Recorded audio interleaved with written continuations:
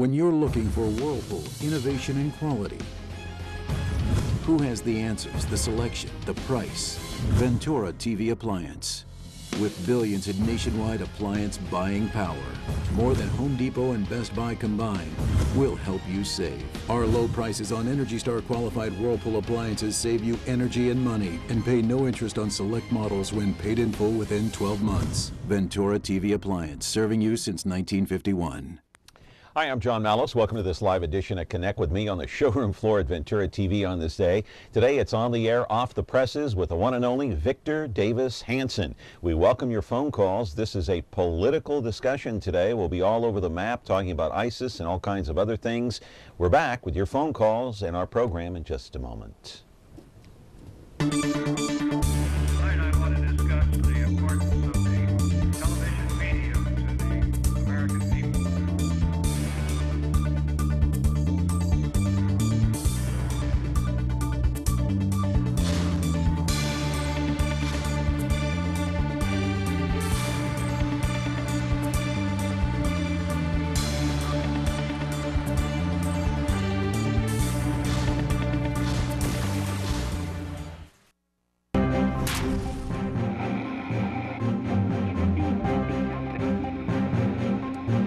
Glad to have you along on a Monday morning. We're going to start the week again on the air, off the presses as usual. And I want to mention that today's program is sponsored by Dr. Thomas Casagrande.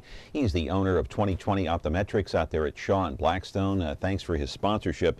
You know, if you need glasses like I do, I got to go out there. He's got more than 2,000 frames to choose from. He'll give you a personal tour of that store, so thanks for that. Also, you're watching us live as usual each and every Monday through Friday right here on Comcast channel 187. We thank Comcast for that. 43.6 and 13.1 later in the day. You can catch us on 13.6 U2 at 2 o'clock and then 8 o'clock at night. 4.6, that would be Biz TV, and then of course after that we're all over YouTube with our YouTube channel. You can catch us 24/7.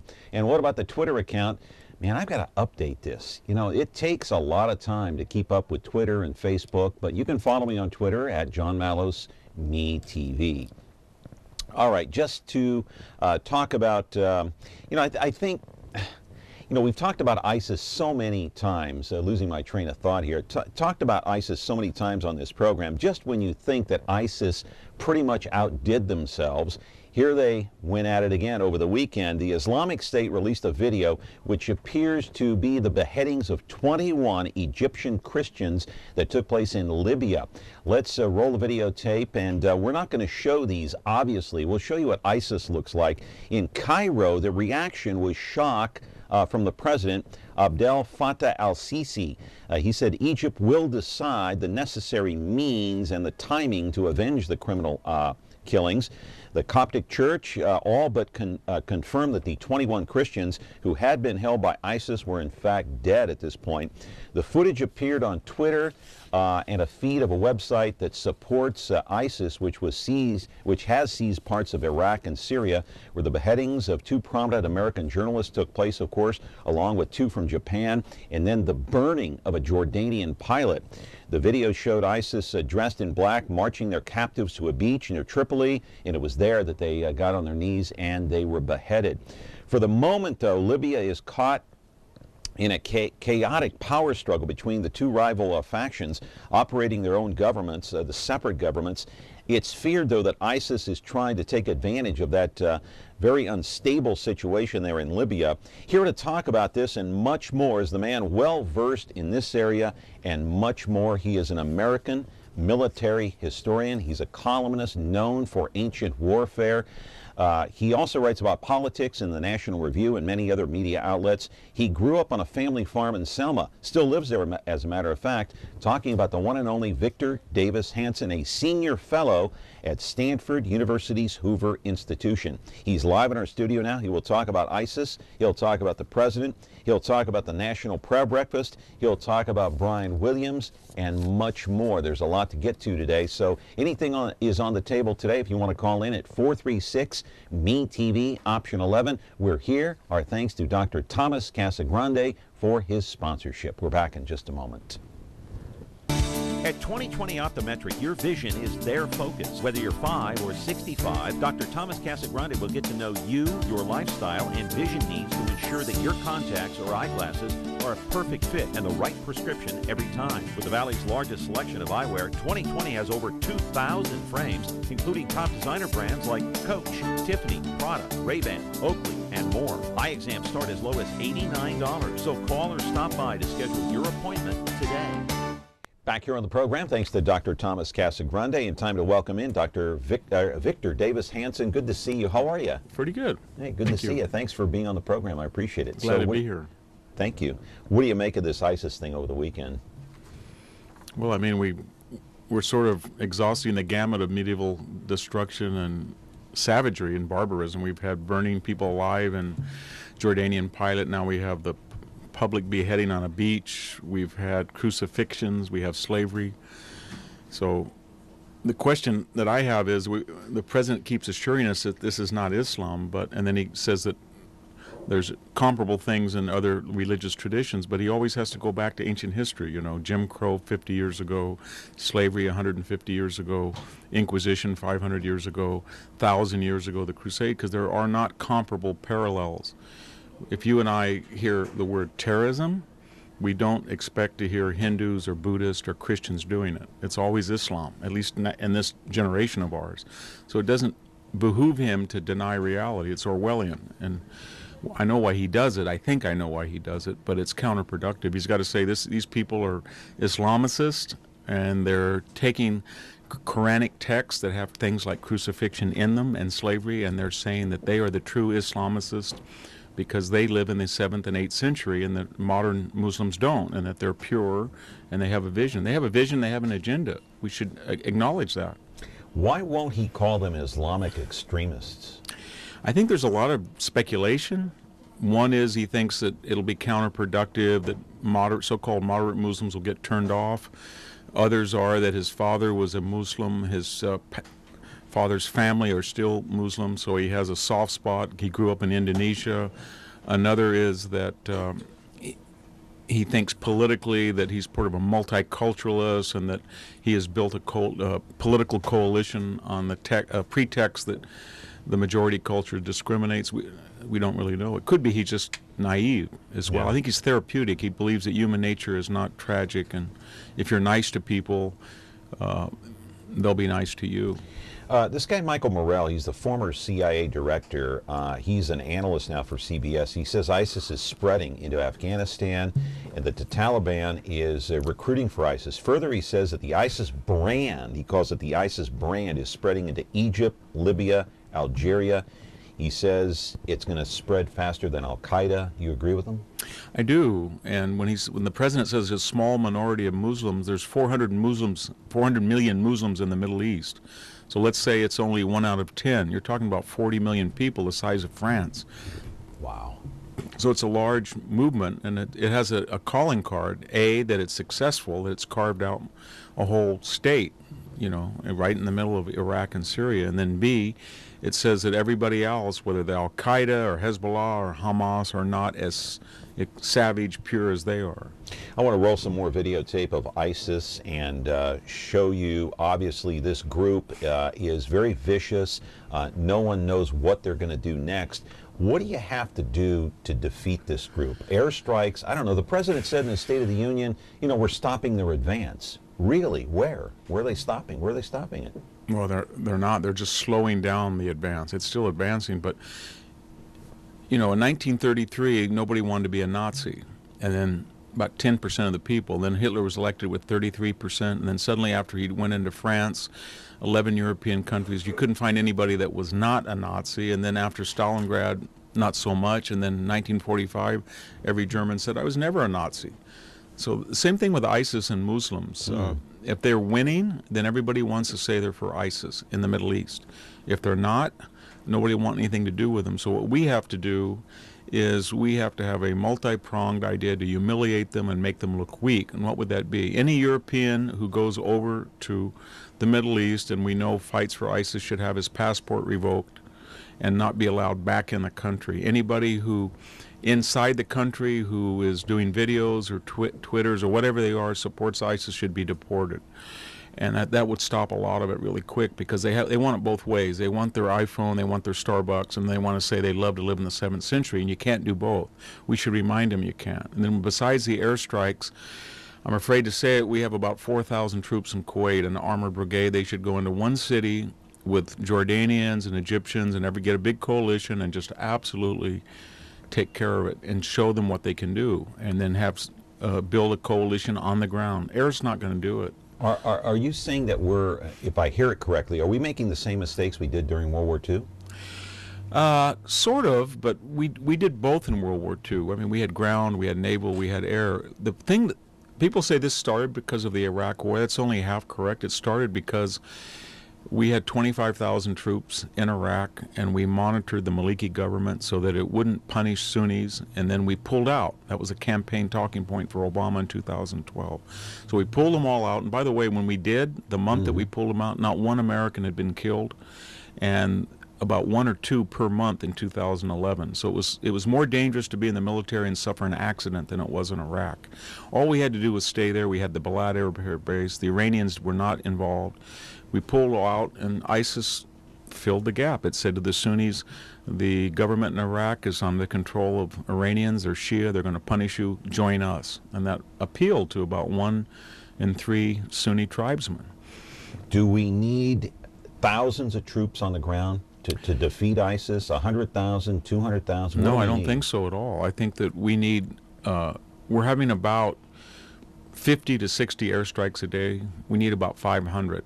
We need special forces with Kurds, with Iraqis, spotters who are out there bringing in the airstrikes, targeting them. And then at some point, we need to get a big ground, a division, 16, 17, 20,000 Gulf state troops headed by 3,000 or 4,000 Americans and Jordanians, and then they need to go into the ground and take a city. Mosul would work, and wipe them out and say we're going to continue to do this, and then people would join us and they'd leave ISIS, especially if they couldn't go back to Europe and couldn't filter back in the West. All right, got a phone call here. Good morning. You're on with Victor Davis Hanson. Caller, go ahead. Yes. Does he think a Republican-led Congress is going to allow a Democratic president win this thing, or are they going to just drag it out until after 2016 and hopefully they have a Republican in the White House, and then they'll give him all the support he needs, because it looks like they're trying to delay this thing. And, no, I think they're going. I think they want him to do more. I think if you're talking about cynical politics, I think they would rather give him what he wants now, and they will. I think you'll see pretty soon. Few won't, but the majority will, because Obama then will be commander-in-chief, and he will be bringing troops back into the Middle East when he bragged that he took them all out. And for a Republican, that's good politics. Besides, it's good foreign policy. But I think the problem right now is the president. He cannot articulate who these people are because it is antithetical to his worldview. And for him to say radical Islam and Islamicists are doing these terrible things, and it's not Christians, it's not Buddhists, it's not Hindus, he's not capable intellectually or spiritually of saying that at this point. And I don't just mean that as a talking point, because remember, his administration came up with the idea that the Muslim Brotherhood is largely secular, that jihad is a legitimate tenet of Islam, that terrorism was overseas contingency operations to combat it, that it was man-made disasters, that Fort Hood was workplace violence. I could go on, but I won't bore you with them. So he has some problem, an impediment, a psychological impediment, until it would be as if FDR said 1939-40 before we got in the war, it's not Nazism, it's not German nationalism, it's not National Socialism, it's a perversion of Germany. It is a perversion, but what does that do? What good is it to say it's a perversion of Islam? 40 million people in the Middle East are perverting Islam. So what? That's like saying, you know what, 20% of the German populations are perverting Germany and the culture of Goethe because they're following Hitler. That didn't do any good. They followed him. So we got to deal with the 40 million people in the Middle East, the 10% who like ISIS. I got to take a break, but from in his mind, in the president's mind, from a moral standpoint, he can't label this as Islamic terrorists. No, it's a refutation of his entire worldview that therapy, not tragedy, runs the universe. Yeah. Caller, you're on. Go ahead. Yes, I'd like to just ask a question to your guest here. Basically, you know, all this discussion is putting it all on the president. And then when he touched on the second Iraq war, he just, oh yeah, that's a little bit part of it. My question is, where was people like him when they allowed the president to invade Iraq, upset the balance of power in the Middle East, and really, that's really where it's at. No, let me to put all those things back. Yeah, let me answer that. That's not where it's at, because I had the same views as Joe Biden and Jay Rockefeller and Hillary Clinton, who all voted not to go into Iraq because of WMD, but on October 10th and 11th of 2002 went and voted to go into Iraq for 23 reasons. Everything from trying to kill a former president, to destroying the no-fly zone resolution, to killing the Marsh Arabs, to killing the Kurds. It's all there. All you got to do is read it. And what everyone thinks about the Iraq War, of course, everybody was for the Iraq War when it took Saddam out, including the majority of Democratic senators, and then they were all against it when the insurgency started. But whatever your feeling about that is, by 2008, it's a point of fact, Obama scrubbed out his website when he ran that he wanted to get all troops out by March of 2009. Even he didn't do it. And the reason he didn't do it is the surge and the Anbar awakening worked. We had a constitutional system in place of Saddam Hussein who'd killed 1 million of his own people. There were not suicide bombers in Iraq. We had calmed the thing down. All we had to do was take a small force and say to Nuri Maliki, the president who was elected, all we had to do is treat the Sunni minorities in a way that Saddam did not treat the Shia. Be magnanimous. And we forced him to do that. And then for a talking point, I ended the Iraq War. We pulled them all out. Just as if we pulled all the troops out of South Korea in 1954. Do you think there'd be something called Kia or Hyundai today? There wouldn't be. But if, Harry Truman went in that war, if Eisenhower had said, I'm going to pull out all the troops, that's his war. 50,000 Americans are killed for what? What do you think Korea would look like today? It would look like Iraq. So that was a political gesture on the part of the president. You can argue about the war, but by 2009 it was over. And we had done something finally. And now he's going to be the president that brings troops back in, you watch. Because he's got to stop this. Obama? It's not going to be the right wing. It's going to be Obama. Because if he doesn't, they're going to kill people every single day, behead them on video. They're going to go after Jews in Europe, and they're going to try to do another 9/11. And when that happens, people are going to point the finger at him. So just today, the president has 4,000 troops in Kuwait that he said are ready. And that's not George Bush, that's not Dick Cheney, that's Barack Obama. That's surprising to hear that, too. All right, we're talking with the one and only Victor Davis Hanson. You can read his columns, of course, in the Fresno Bee. He's a nationally syndicated columnist, writes for the National Review. He is a senior fellow at Stanford's Hoover Institution. We're going to continue to take your phone calls. 436-MeTV, option 11. Back in just a moment. It's Sully and Russ on the Big Biz Show. It's your biz. And maybe they'll start listening to Baldwin Now, McCullough. before you make any money moves, check in with the Brain Trust. And you are starting your week off right.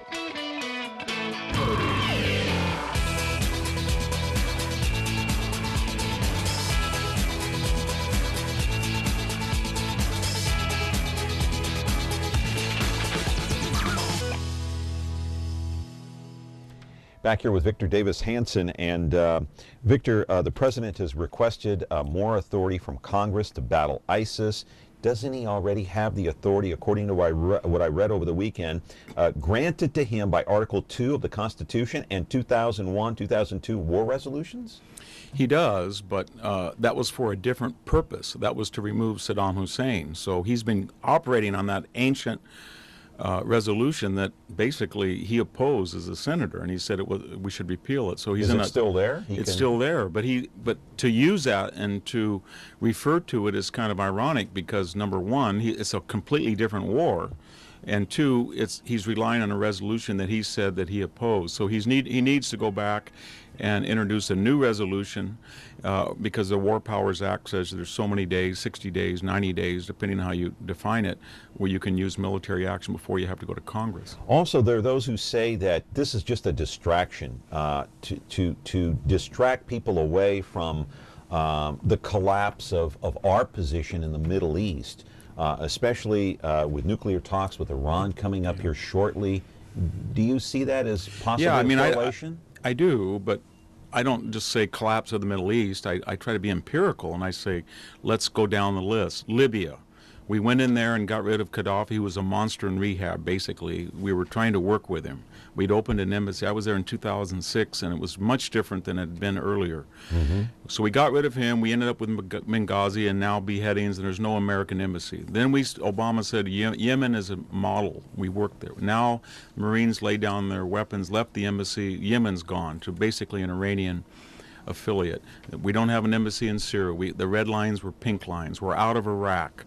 We're chased out of Iraq. So we're going to drop the sanctions. We did drop the sanctions with Iran, and now I think it's a matter of when, not if, they get a bomb. So if you look at country or country, yes, you look at country or country in the Middle East, you can say that we have abdicated. We're in a recessional.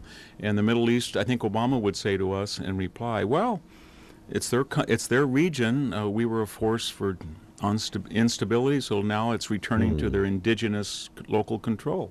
Caller, you're there. Go ahead. Yes. I wonder, does he think that is the United States ever going to be able to put a lid back on this can of worms that we opened in the Middle East? Well, we didn't open it. Problem? We didn't open it. We're involved in Asia, we're involved in Europe, we're involved in Latin America, we're involved in every place in the world. This is a Arab problem of the Middle East. It's not happening to Muslims in Indonesia to the same degree or those in India. It's an Arab problem of the Middle East, and it's brought on because of great disparity in wealth with oil. There's everything you want is in the Arab world. They've got an ideal location, they got the Suez Canal, they have oil wealth. But if you're going to be radically Islamist or you're going to be autocratic, as these dictators are Ba'athist, their political, economic, and social system does not give them the level of security, stability, and wealth that you see in Taiwan, that you see in South Korea, that you see in Chile. And they are angry about that because they feel they have an illustrious past, and that the answer to that is not to include women, not to include Jews, not to have private property rehaul and reform, not to have consensual government. It's to be more religiously pure according to the tenets of the Quran.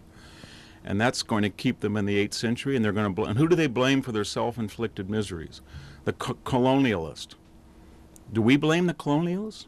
You think Germans today, 13 million Germans left East Prussia after World War II. Have you ever heard of a German strapping on a suicide vest to go over to, let's say, Warsaw and blow off the Poles who took their land in Poland? No.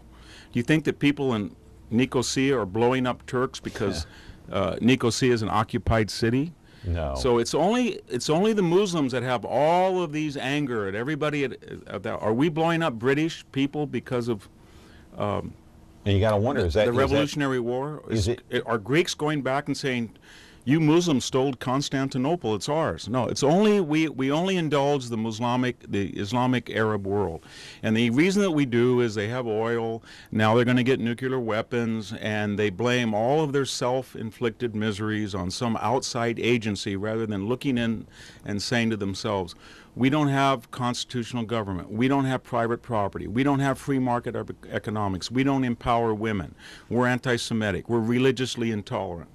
Address those, and most of their problems will vanish. Because of the Quran? Is it because partly of the Quran? Because of the Quran, and partly because they have been indulged by Western intellectuals and the elite. Every time they make an accusation, we sort of say we stirred up a can of worms. We didn't stir up anything. Mm-hmm. Caller, go ahead. You're there. Caller? Yes, good morning. Hi, how are you? Pretty good. I know this is easier said than done, but I've been around this earth for a long time. I believe that we need to get out of the Middle East once and for all.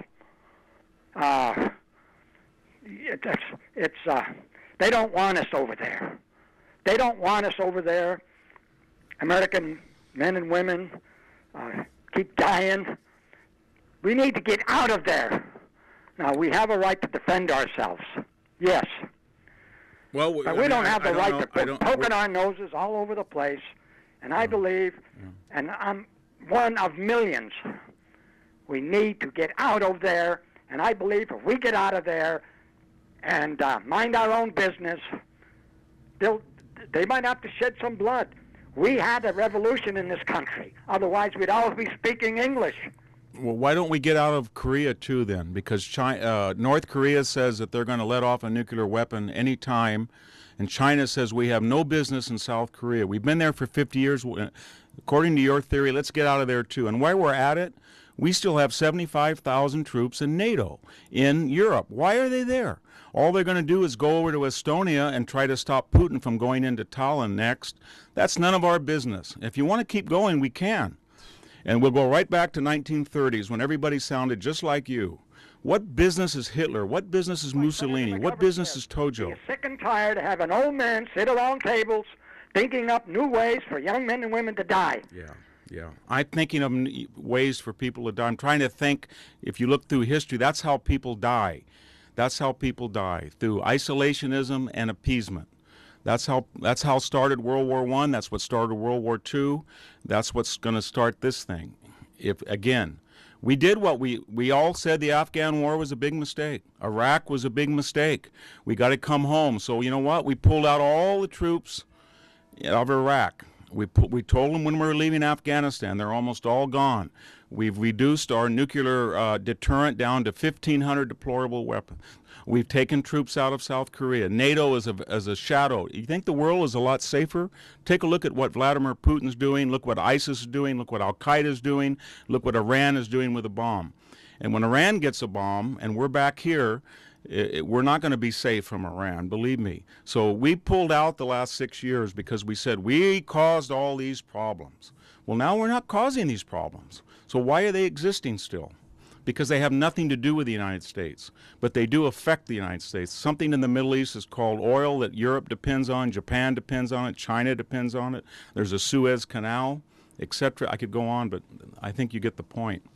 All right, I do want to put up a series of photos here, and let's run those in succession. Let's put up the journalists that were beheaded by ISIS, James Foley, Steve Sotloff. Of course, we know what happened to the Jordanian pilot. Hey, how about the two from Japan, the two Japanese as well? We don't have pictures of them, but the Jordanian pilot, of course, was burned alive. We're not going to show any of the video of this. And then Kayla Mueller, who apparently was, I guess she died in a bombing. With ISIS, though, do you see, Victor, a similarity to a certain extent? And I know the Germans are not going, they're not using suicide bombers, they're not beheading, but they did their share of dirty deeds during World War II. Is there a correlation between the Germans and what they did during the war and what ISIS is doing now? Yeah, I think ISIS is unlike Al-Qaeda or Hezbollah or Hamas. They see themselves as a caliphate, a state.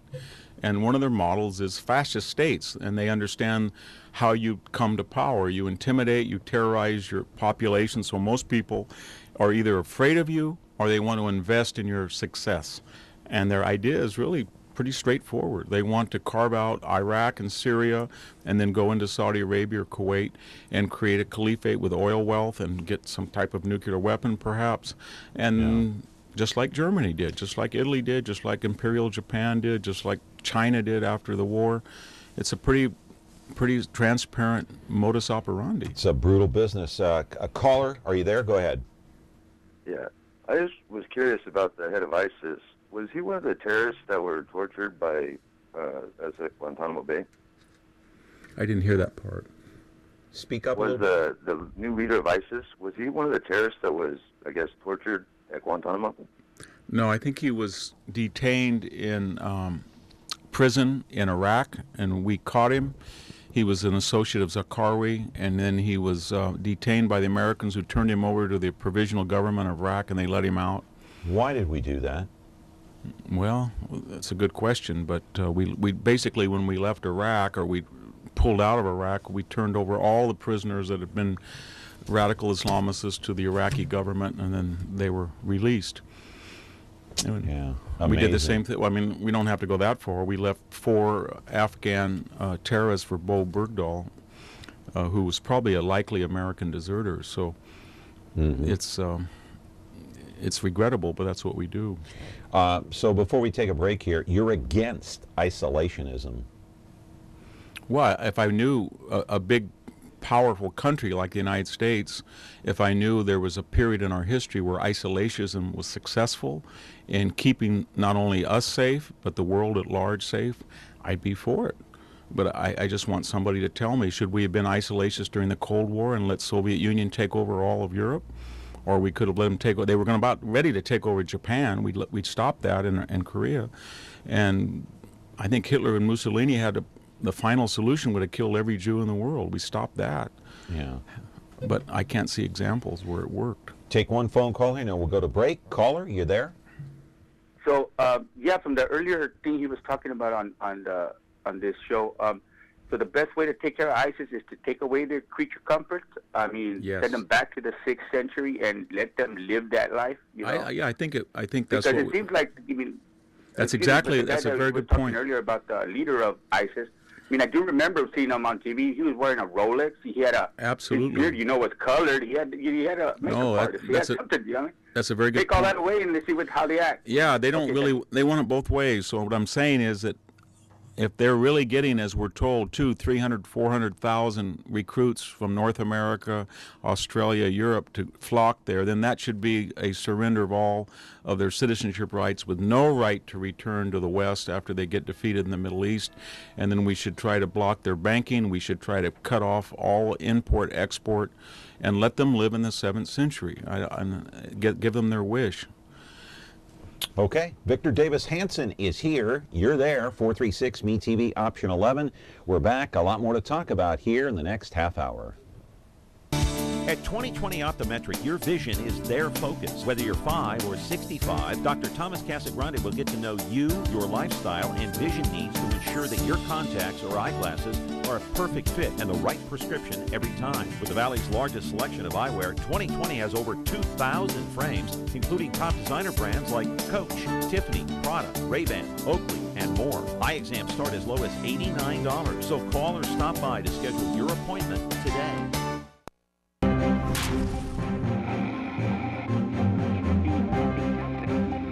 Thanks to Dr. Thomas Casagrande of 2020 Optometrics for his sponsorship today. Caller, are you there? Go ahead. Yeah, quick question to Victor. You know, the terrorists that are here, ISIS and all that, how are they financed?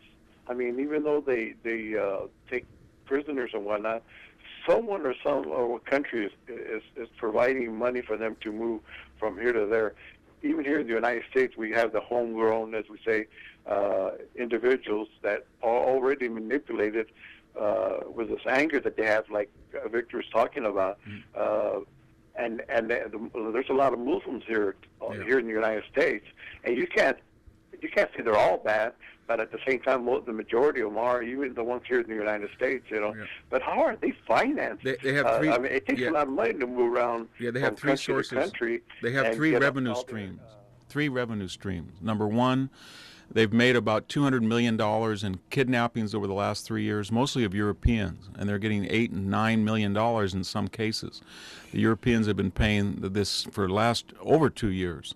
And then number two, they deal with a lot of the northern Iraqi oil fields, a few in Syria, and they're able to smuggle it out, and they have buyers. They pad people's wallets, and people like China and stuff don't ask where that oil comes from. Oil's fungible, can't trace it, so they have some oil revenues now. And then they originally got started by just stealing, robbing banks, robbing businesses, shaking down people, having like a mafioso organization. So you add it all up, and they have some revenue. I think we're starting to see, though, that all of the weapons, and they got the weapons basically from the Iraqi army, which we provided. They stole, the Iraqi army collapsed.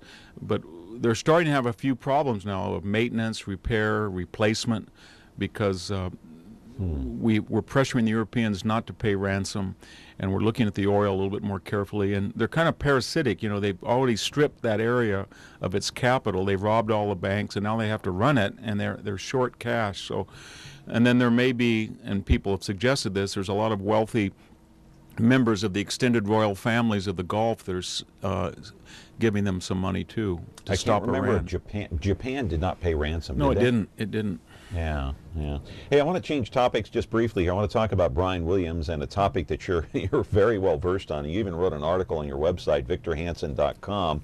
Very interesting. Put up the photo of Brian Williams, the NBC nightly news anchor, who's been suspended now for 6 months without pay. Makes $10 million a year, so I guess he's minus of $5 million now. And put up the picture of Tom Brokaw. Brokaw, of course, is the man who preceded him. He was there for, well, the better part of 20-something years as the nightly news anchor, commanded a lot of respect and I think credibility throughout the years.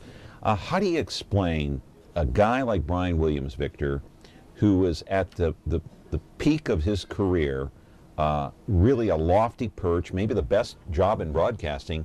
Why would he resort to making up stories, well, in your mind? I don't think he saw himself as a journalist. I think he saw himself as a celebrity. In the old days, you know, John Chancellor or Brokaw or Cronkite, whatever you thought of them, they were journalists, and they had been in World War II. Eric Sevareid, these guys were very heroic, but they saw themselves as journalists, and they didn't go on the Dick Cavett or the Johnny Carson show, and they didn't become mainstream celebrities. And Brian Williams, like these new guys, Dan Rather was another one who got in trouble. They are celebrities, and they are exposed so many different venues on the internet, on radio, on TV, on talk shows, and they get into this trap where they try to outdo each other. And he could say things, and because he was Brian Williams, nobody ever challenged them. And he has a whole record now, literally millions of words that he said off the air in a way that Cronkite or Brokaw never did. They were authors, or they stuck with their business. And it would be as if you or me thought we were, you know, we were more important than we are, and we try to get on TV, we try to get on game shows, we try to do all this other stuff. You start doing that and you get sloppy, and he was. But this is all besides. I wonder if he felt in his own mind too. We can only speculate about this. Maybe the fact that he didn't measure up to those guys that you mentioned, like Brokaw and Cronkite and Well, it's certainly Jennings. true in the terms of military reporting, because Cronkite and Sevareid had been actually dropped over Europe. In the case of Sevareid, had gone into Burma, so they were authentic war heroes. And Williams didn't have that, but he did things that I went to Iraq twice, and when you get in a helicopter in war-torn Iraq in 2006 or 7, it's not an easy thing. So the fact that he was in a helicopter was, I thought, heroic enough. There was no reason to pad that. To embellish it. Yeah. Yeah, I think he's pretty insecure. Caller, go ahead. You're on the air. I just want to say thank you to Ara and yourself. Victor, you're one of the neatest people I've ever seen and had on this show. You're awesome. Don, keep up the show, man. Thank you. Hey, thanks for the call. Hey, I agree with him, by the way. I think your columns are they're funny to a certain extent, but they're very serious, and you're outstanding at verbalizing everything in your columns. But I want to mention other people who've actually embellished stories who've been caught. Dan Rather, you mentioned. Jason Blair of the New York Times. Many years ago, I remember. Then you've had 3 reporters at the New Republic. Politicians, you had Joe Biden, 1988. Yeah, I wrote a column about all of them. And what I was trying to get at is there were 2 criteria that depended on whether you paid a price. Yeah. One, if you were powerful. Fareed Zakaria is plagiarized twice. Nothing's going to happen to him. Mm-hmm. President Obama was caught in his own memoir making up stories about a girlfriend that she said were false. Then he said, well, those are composites. Maureen Dowd is plagiarized. So if you're powerful and you're a celebrity, you can write it out. I think he will write it out, come back in 6 months. You do? Really? Yeah, I do. And then the other thing is they all have something in common. They all tend to be on the left, so the idea of the liberal mindset is that their noble aims are so exalted that if they have to use occasionally questionable means to obtain them, it's not like they're Republicans or they're conservatives or they're capitalists, selfish, so-called selfish people. So we give them a pass. Another call. Good morning, caller. Are you there? Go ahead. Yes, I am. There seems to be a lot of intellectual laziness on understanding world ideas and world policies. Do you think compulsory civil service for the young would be a way to combat that? Thank you. Yeah. Well, I think the problem is not civil service or public service, but the educational system. So if you look at any local college at whatever community, you will, all I suggest is you look up the curriculum, and then you try to go online if you can find a copy 40 years ago, and you'll see one big difference. There's a word called studies, environmental studies, leisure studies, recreational studies, ethnic studies, Chicano studies, women's studies. And what are those? Those are basically persuasive classes that start with a premise: somebody's polluting the planet, somebody's racist, somebody's sexist, somebody's homophobic, and then they indoctrinate the student. Whereas the old class was philosophy, English, Spanish, history, etc., and there was no preset agenda, and they had to have a body of facts, and then they had to write essays, and they had to be inductive. The latest is that basically students go in there and they know that what the professor wants, so they have this sort of deductive idea, they provide it, and they're not well read. They don't have to write and be critically examined. So it's the educational system. It's become politicized and it's been dumbed down so everybody gets to participate and we're not judgmental.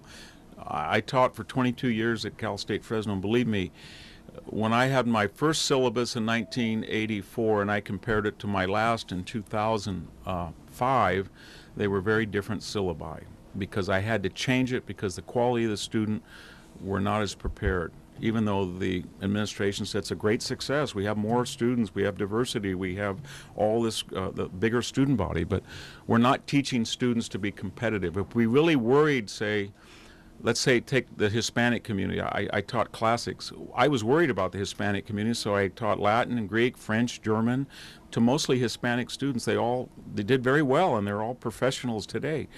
But what were people saying about that? They were saying, oh, you're stripping them of their identity, or you're not sensitive. I didn't care about their identity. I cared about them as people. If you care about people, want them to be successful, then it's incumbent upon the educational system and the professor, the teacher, to say, I don't care what the person looks like. I don't care about their skin color. My duty is one thing. I'm going to make them speak perfect English. I'm going to make them historically aware. I'm going to give them the facts, figures, tools, so that they can discuss world affairs, politics, and I'm going to give them an inductive method, not a deductive method. Mm-hmm. They don't come to the conclusion first and then make the examples fit. They look at examples empirically, then they come to the conclusion. If it's a conclusion that I don't like as a professor, fine. That's their business. But at least they're going to do it inductively. And we don't have that in the educational system, and therefore people are not aware. That's why we're dumbed down. Yeah, we're dumbed down. Yeah. All right, Victor Davis Hanson is here, 436-MeTV, option 11. Back in just a moment. The Ballad of Andy and Barney. Andy and Barney were lawmen, bravest you ever did see. Warned every crook in the record book to stay out of Mayberry. They were the law. Yes, they were the law, and they didn't know fear. The Andy Griffith Show. I guess to sum it up, you could say there's 3 reasons why there's so little crime in Mayberry. There's Andy, and there's me, and baby makes 3. Now on MeTV Fresno. Back here with Victor Davis Hanson and another call coming in. Good morning, caller. Are you there? Yeah, this is about the comment you just said before you went to commercial. Victor, you have to be the most American person I've ever heard of and met, and if people would take that ideal you just stated, this whole country would be great. I just thank you for being you, man. Thank you. Okay. Thank you for the call. Let's talk about the National Prayer Breakfast. Took place about a week or 2 ago. Not sure exactly when, but here's the president in his speech talking about or against Christianity. Here it is. Operating alongside those who seek to hijack religious for their own murderous ends. Humanity's been grappling with these questions throughout human history. And lest we get on our high horse and think this is unique to some other place. Remember that during the Crusades and the Inquisition, people committed terrible deeds in the name of Christ. In our home country, slavery and Jim Crow all too often was justified in the name of Christ. Michelle and I returned from India, an incredible, beautiful country, full of this magnificent diversity, but a place where in past years religious faiths of all types have, on occasion, been targeted by other peoples of faith simply due to their heritage and their beliefs. Acts of intolerance that would have shocked Gandhiji, the person who helped to liberate that nation. So this is not unique to one group or one religion. There is a tendency in us, a sinful tendency that can pervert and distort our faith. In today's world, when hate groups have their own Twitter accounts and bigotry can fester in hidden places in cyberspace, it can be even harder to counteract such intolerance. But God compels us to try. And in this mission, I believe there are a few principles that can guide us, particularly those of us who profess to believe.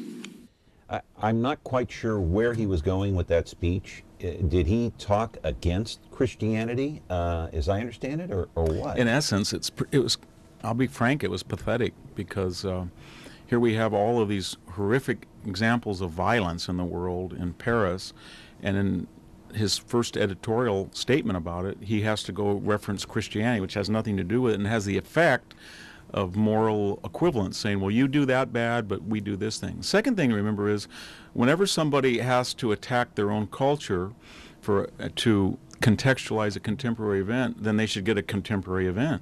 But he's going back to the Crusades, and he's going back to the Inquisition, because he can't find Christians doing this sort of stuff that Boko Haram or ISIS is doing. And the third thing is, he's historically ignorant. I mean, he's killed more people with Predator drones than were killed in the Spanish Inquisition. He killed about 9,000. The Spanish Inquisition for 200 years, about 3,500. And he doesn't know anything about the Crusades. The Crusades was an effort of Christian nations to take back land that had been Roman and Byzantine for centuries. And it was a tit for tat between radical Islamists, radical Christians. That was the tragedy of history. It's not unique to Christianity. And then finally, if he's looking at slavery, what religion was the only religion in the world to opposed slavery and was responsible to having mostly outlawed worldwide in the 19th century? And then second, where does slavery exist today? It exists in the Gulf regions. Boko Haram, ISIS has slaves. So Islam hasn't dealt with slavery, and if you listen to ISIS, they won't, because it's a tenet of the Quran. So they say. So what I'm suggesting is that if he really does come from the Judeo-Christian tradition, it's one of the few religions that's self-critical and evolves and has a reformation, and it opens debate. He doesn't seem to get that. Yeah, I want to go to the same prayer breakfast, and Dr. Ben Carson, of course, he's a pediatric neurosurgeon at Johns Hopkins Hospital, and at the National Prayer Breakfast, he basically said education is the most important thing for man, because when a man is educated, a man is liberated. But he warned that the United States could implode much like the Roman Empire did because of moral decay and fiscal irresponsibility. And he said part of the reason we could implode is because of political correctness. We're imploding because of that. Soundbite number 1 with Ben Carson. What we need to do in this PC world is forget about unanimity of speech and unanimity of thought. And we need to concentrate on being respectful of those people with whom we disagree. And that's when I think we begin to make real progress. And one last thing about political correctness, which I think is a horrible thing, by the way. I'm very, very compassionate and I'm not ever out to offend anyone. But PC is dangerous. Because you see, this country, one of the founding principles was freedom of thought and freedom of expression. And it muffles people. It puts a muzzle on them. And at the same time, keeps people from discussing important issues while the fabric of their society is being changed. And we cannot fall for that trick. And what we need to do is start talking about things that are important, things that were important in the development of our nation. Is he right? Yeah, he is. I mean, we saw it with the president. It's politically incorrect in the president's mind to say the word Islam or radical Islam, which is behind almost all of these contemporary terrorist events. And the reason he does it is he feels that people can't handle the truth, or that if you change the meaning of words, then reality changes. It's very Orwellian, political correctness. I want to roll this piece of videotape. It's called BuzzFeed. It came from BuzzFeed, but I don't want to roll the sound. We're going to talk over it. No sound on this. The President of the United States on BuzzFeed, they released a video last Thursday showing the President using a selfie stick, smiling at himself in the mirror, and promoting Obamacare. Here it is right here. No sound. What do you think of this, Victor? It's adolescent. I mean, this happened right when our poor captive was being killed in Iraq. When we had 2 others beheaded, he went out to the golf course, came in, gave a statement.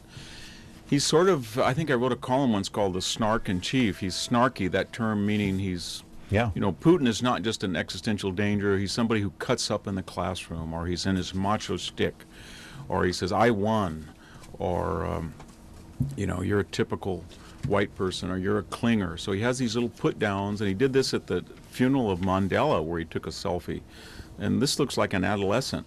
It's kind of embarrassing. I can't think of any prior Democratic president, whether it was Truman or JFK or even Bill Clinton. Jimmy Carter would not do this. Yeah, and this happened, I think, on the same day that we found out Kayla Mueller had died. Another piece of videotape I do want to roll, and it's kind of humorous. We saw this at the State of the Union address with the president speaking to the nation, and it has to do with Ruth Bader Ginsburg. Let's roll the videotape. She admits that she was not 100% sober during the speech. So watch what happened. She's not. I find this kind of humorous, don't you?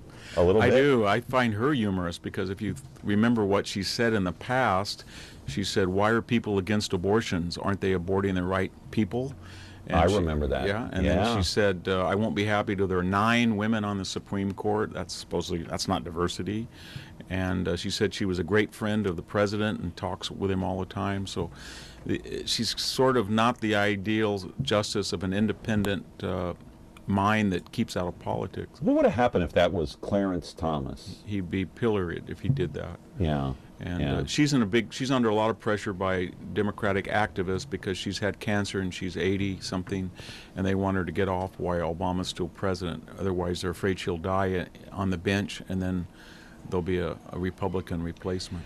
Another piece of videotape, we'll roll it here. No sound on this. I know we plan to run sound, but we don't have time. We'll just roll the American Sniper video. It's a clip from the movie. Chris Kyle, the real American Sniper. What do you think about what's going on? The trial's going on at the same time the movie came out. Do you find that kind of fascinating? Of course, Chris Kyle was murdered by one of his own. Yeah, I mean, we had a big debate. The popular culture did about this. Michael Moore said he was a coward, etc. I don't think they understood sniping. Traditionally, in the American Army, snipers protect ground forces in combat, and they're much more precise and they're much more targeted than, let's say, Predator drones. When Obama sends a Predator drone into Afghanistan or Pakistan and it blows up a suspected terrorist, it takes a lot of people with him. What Chris Kyle was doing was getting permission to kill a particular person who was always armed. He's not shooting at people in cafes that he thinks might be a terrorist, or he's not.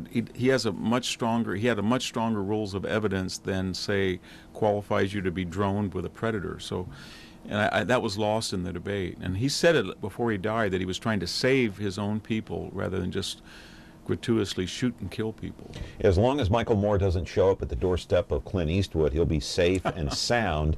Of course, Kyle was shot 6 times. His friend Chad Littlefield shot 7 times with his own Navy gun by Eddie Ray Ruth. He's standing trial for murder right now as we speak. And why is this movie, in your opinion, so popular? Well, I think it's because we've had, I think, 11 or 12 movies on Iraq, and we've had movies on the American government lately. And the CIA, Syriana, all of these movies have one thing in common, that the United States is the problem.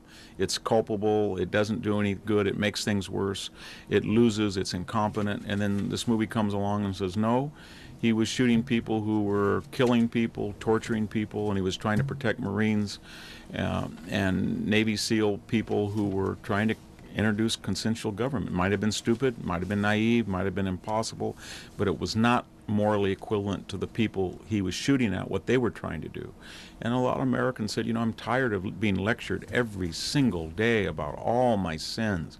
I know that I'm homophobic, I know that I'm sexist, I know that I'm racist, I know that I'm greedy, I know that I'm exploitive. Enough already. I just want to go to the movies and enjoy somebody who believed in something other than himself or wasn't ashamed of himself. And apparently there's a lot of people who feel that way. I don't know how many they are, but it was a surprise hit in a way that every other Iraq movie was a failure. Just a couple of minutes left. What does the United States do about Putin in Ukraine? That thing is getting out of control, it seems. Well, Putin's a brilliant guy. I mean, he's brilliantly diabolical. He basically said that Europe and the United States are in a postmodern phase. They really don't care what I do. And there was once called a Soviet Union that annexed Georgia, had annexed Crimea, had annexed Ukraine, it took the Baltic states, Bessarabia, and it was powerful. Now, communism was the wrong system. It should have been Tsarist, Orthodox Christianity, and dictatorship. So I'm going to reconstitute the empire and absorb these now independent states because they were formerly have ties to Russia. And I don't think the United States, as your caller said, we should just get out. We should get out of the world. We should get out of the Middle East. We should let Putin go ahead and do what he wants. Is he outsmarting the president? Absolutely. Absolutely. So the president has the worst of both worlds. He talks loudly with a small stick. If he's going to oppose Putin, he should reinforce right now the Baltic states and draw a line with those NATO countries and not say anything. Why doesn't he do it then? Because he's afraid. Because he's afraid it'll destroy his presidency, or he'll be unpopular, or he'll be a warmonger, or he'll be a hypocrite. So what does he do? He doesn't do anything, but then he gets in this very, very inflammable rhetoric where he says, Putin is in his shtick, macho shtick. Putin's a cut-up in the classroom. He psychoanalyzes Putin and humiliates Putin rhetorically, which only makes him want to do more. One quick thing, and we got to go. We got like, what, about a minute and a half? 1 minute left. Quickly, can you talk about this in 30 seconds? Affirmative action. You talked about Al Sharpton and Eric Holder not badgering the Pilots Association of any of the airlines. Affirmative action is, I found that to be humorous, too. Affirmative action has about 4 things wrong with it. Number one, it's based on historical grievance. So if you're, say, you're in Oaxaca and you come across the border, and now are you available, qualified for affirmative action because of historic grievances? What did we ever do to you? You were in Oaxaca. It was the Mexico City government. And then who's what? I live in a multiracial family. I have nephews and nieces that are half Hispanic. I have brother-in-law. What are they? Are they 1/4, 1/8, 1/6? Elizabeth Warren, Native American. Ward Churchill, is he Native American? And then finally, we're so multiracial now that everybody has competing agendas. Sikhs, Koreans, Chinese, Swedes. What are we going to do? We're going to make 1,000 categories. We're going to appease everyone, I guess, huh? Can't. We got to just go back to the original thing and say each person is responsible for their own destiny. And I don't really care what your skin color, what your ethnicity is. We're going to treat you on the basis of merit and achievement. And I'm sorry if that's offends you, but we've got a whole, in the media, government, academia, a whole class of professional grievance mongers, and it's going to be very hard to get rid of it. Victor, sadly, I'm out of time. Thank you. I wish we had 2 hours. I did too. All right. Thank you. Victor Davis Hanson, a senior fellow at Stanford's Hoover Institution. We thank him for his time. We're back tomorrow with another edition of Connect with Me on Comcast, Channel 187 on Me TV. Have a great day.